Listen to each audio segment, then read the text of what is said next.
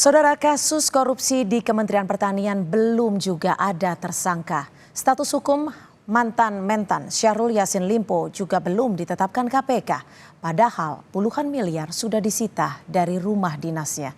Spekulasi lambatnya proses penetapan tersangka korupsi Kementan ini kemudian banyak dikaitkan dengan kasus dugaan pemerasan yang dilakukan oleh pimpinan KPK. Benarkah penetapan tersangka kasus korupsi Kementan terganjal dengan dugaan kasus hukum pimpinannya? Apa yang harus ditunjukkan KPK dalam kasus ini? Kita akan ulas bersama peneliti Pusat Kajian Anti Korupsi UGM. Sudah ada Mas Zainur Rohman. Selamat petang Mas Zainur, terima kasih sudah bergabung bersama kami di Kompas Petang. Selamat sore Mbak Cynthia. Ya, Mas Zainur, kalau Anda melihatnya ini seperti apa penanganan kasus korupsi di Kementan? Karena kan kalau kita tahu ya, beberapa kali KPK ini terlihat seperti seakan-akan memberikan keleluasaan kepada Syahrul Yassin Limpo. Seperti pertama, tidak langsung diperiksa saat tiba dari luar negeri. Dan sekarang dibiarkan untuk tidak hadir karena untuk menjenguk sang ibu. Iya Mbak Cynthia, menurut saya rasa-rasanya ini sudah tidak dapat dikatakan sebagai proses yang biasa, begitu ya. Kenapa? Karena banyaknya prosedur yang tidak sesuai dengan penanganan perkara-perkara lain di KPK. Pertama kita dengar dari Menko Polhukam bahwa SYL ini sudah berstatus sebagai tersangka. Tentu informasi dari Menko Polhukam bukan informasi yang asal-asalan gitu ya. Menko Polhukam pasti punya sumber informasi yang kredibel. Yang kedua, SYL sendiri sudah mengundurkan diri, mengajukan pengunduran diri kepada Presiden. Artinya SYL mungkin sudah mengetahui statusnya. Yang ketiga, sudah ada penggeledahan diikuti dengan penyitaan sejumlah sedemikian banyak uang dan juga senjata api di tempat SYL.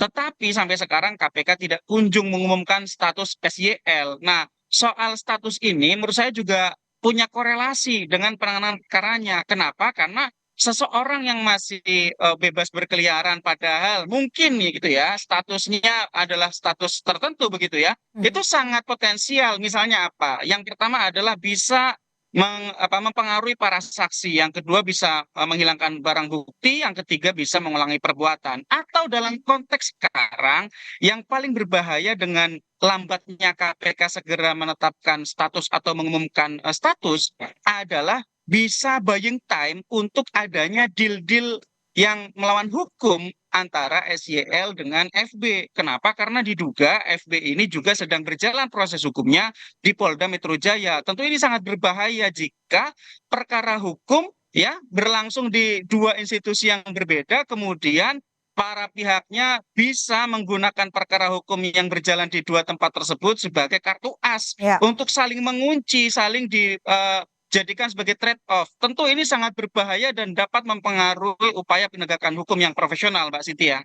Sangat berbahaya dan tentunya sangat mengkhawatirkan terhadap proses hukum ke depannya. Lalu menurut Anda apa yang menjadi penyebab? Apakah sikap tegas KPK ini terganjal dengan dugaan kasus hukum yang menjerat pimpinannya? Itu tentu dugaan seperti itu tidak bisa dihilangkan ya dari benak masyarakat. Kenapa? Karena KPK seakan terlihat gamang. Hmm. Oleh karena itu, saya katakan bahwa KPK ini ditunggu sikapnya. Baik itu dari pimpinan KPK itu kan bersifat kolektif kolegial, tidak hanya satu orang, masih ada 4 orang lainnya. Untuk penetapan status tersangka itu pun tanpa kehadiran, tanpa persetujuan dari FB pun itu bisa dilakukan. Yang kedua adalah Dewan Pengawas. Ini juga tidak ada ketegasan sama sekali di dalam menjamin proses perkara terhadap SYL dan pejabat-pejabat lain di Kementerian Pertanian. Tidak ada ketegasan sama sekali. Sehingga saya katakan sekarang publik menunggu-nunggu mau dibawa kemana penanganan perkara SYL dan juga dugaan pemerasan oleh FB kepada SYL. Hmm. Nah, yang dikhawatirkan apa? Yang dikhawatirkan nanti ada deal-deal di bawah meja, di bawah tangan, sehingga kemudian proses penegakan hukumnya tercemar karena adanya kesepakatan pihak-pihak yang terkait ini. Sehingga saya selalu katakan sekarang seharusnya KPK harus membatasi akses dan juga mencabut aksesnya terhadap pihak-pihak yang diduga memiliki keterkaitan dengan perkara yang berlangsung di Polda Metro Jaya. Singkatnya seperti apa? Singkatnya adalah bagi FB, Ketua KPK, jangan diberikan akses informasi apalagi ikut mengambil keputusan. Kenapa?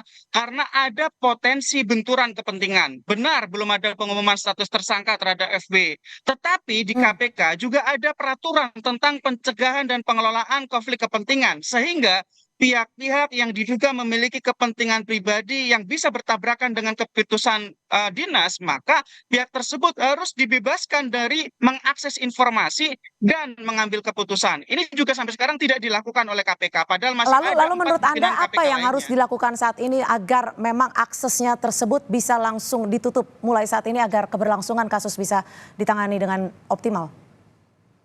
Ya, pimpinan KPK, 4 pimpinan KPK lainnya harus membuat keputusan untuk mengeluarkan FB dari mengakses dan membuat keputusan terhadap kasus Kementerian Pertanian. Itu yang pertama. Yang kedua, Dewan Pengawas harus cepat di dalam melakukan pemeriksaan dugaan adanya pelanggaran kode etik sekaligus tindak pidana. Sebagaimana dilarang di dalam pasal 36 Undang-Undang KPK bahwa pimpinan KPK dilarang menjalin komunikasi dengan pihak yang berperkara dalam bentuk apapun, Mhm. apalagi ada dugaan berupa pemerasan. Ini sudah banyak sekali pasal-pasal yang diduga dilanggar oleh FB ini. Itu juga belum dilakukan, sehingga kita bertanya-tanya, ini para pimpinan KPK, juga para Dewan Pengawas KPK seperti apa di Oke. tengah krisis yang sangat serius seperti ini? Kita publik sangat geram melihat Lalu menurut kelambanan Anda, dari Mas pihak Zainur, KPK ini. Ya, menurut Anda, Mas Zainur, agar kasus Kementan ini lebih transparan dan bisa tuntas, menurut Anda apakah pimpinan KPK saat ini perlu mundur? sangat perlu. Kenapa? Karena meskipun memang undang-undang itu kan mewajibkan mundurnya kalau sudah berstatus sebagai tersangka. Tetapi sebagai bentuk upaya penghormatan kepada KPK sebagai institusi yang mempromosikan integritas, mengutamakan nilai-nilai integritas, maka pihak-pihak yang diduga melakukan pemerasan, artinya melakukan tindak pidana korupsi, harus mengundurkan diri.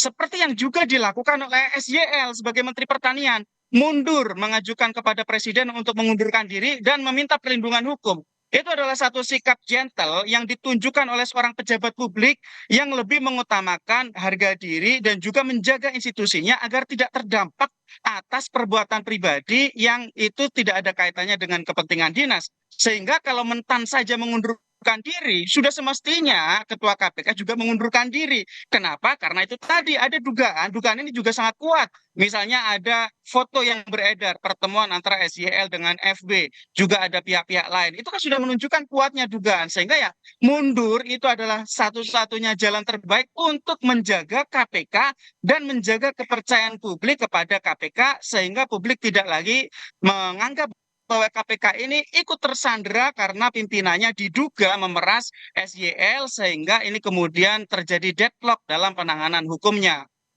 Mbak. Oke, baik. Terakhir singkat saja, dalam kasus pemerasan ini, apakah ketegasan polisi menurut Anda sudah cukup tegas? Singkat saja. Ya, ini juga ikut-ikutan menurut saya. Publik menunggu, misalnya informasi apakah ada penggeledahan rumah FB, itu juga tidak ada informasi yang cukup jelas dari kepolisian. Publik mendukung sepenuhnya, tidak seperti di kasus cicak buaya misalnya. Ini tidak, publik mendukung sepenuhnya kerja kepolisian untuk menindak secara profesional sesuai dengan peraturan perundang-undangan yang berlaku. Dugaan terjadinya tindak pidana pemerasan yang adalah tindak pidana korupsi diduga dilakukan oleh FB kepada SYL. Itu kita tunggu betul dari kepolisian. Kepolisian saat ini tidak punya cara lain selain melakukan pemeriksaan perkara secara profesional dan segeralah juga membuat keputusan karena sudah naik ke tahap penyidikan, artinya sudah yakin ada tindak pidana, maka Ya, yang ditunggu oleh publik adalah pengumuman tersangka. Itu yang ditunggu-tunggu oleh baik. publik, Mbak Cynthia. Baik, kita akan nantikan seperti apa ketegasan KPK terkait dengan penanganan kasus dugaan korupsi di Kementan. Terima kasih Pak Mas Zainur Rohman, peneliti Pusat Kajian Anti Korupsi UGM. Selamat petang. Selamat petang.